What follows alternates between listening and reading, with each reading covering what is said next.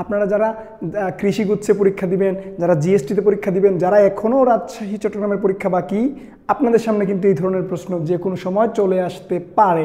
So আমরা একটু ব্যাখ্যা করার চেষ্টা করি। কি বলতেছে দেখেন তো, the speaker failed to make the audience to him patiently, মানে খুব সুন্দর একটা কথা বলতেছে যে the speaker failed to make the audience, speaker যে অডিয়েন্স ছিল তাদেরকে কি করতে পারে নাই, একদম ধৈর্য সহকারে শোনাইতে পারে নাই।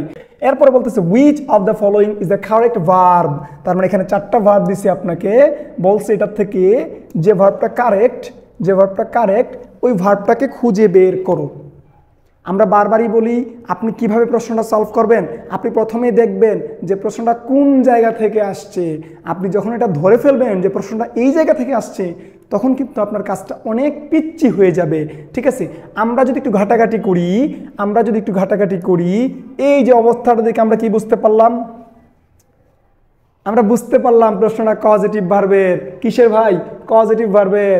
আমরা জানি let, make, help, have, get, এরা 5 জনের পরে যদি কোনো অবজেক্ট থাকে, এরপরে যদি আরেকটা ভার্ব বসানোর কথা বলে, তাহলে ডেফিনেটলি প্রশ্নটা পজিটিভ ভার্বের।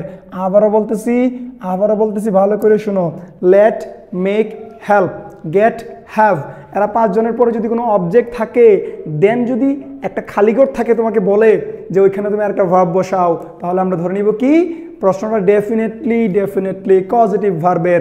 আর আমরা জানি পজিটিভ ভার্ব লেট, এরপরে অবজেক্ট যে পারে সে থাকুক, কোনো সমস্যা নাই, কিয়ামত পর্যন্ত। যতদিন সূর্য পূর্ব দিকে উঠবে ততদিন পর্যন্ত ভার্বের বেস ফর্ম হবে।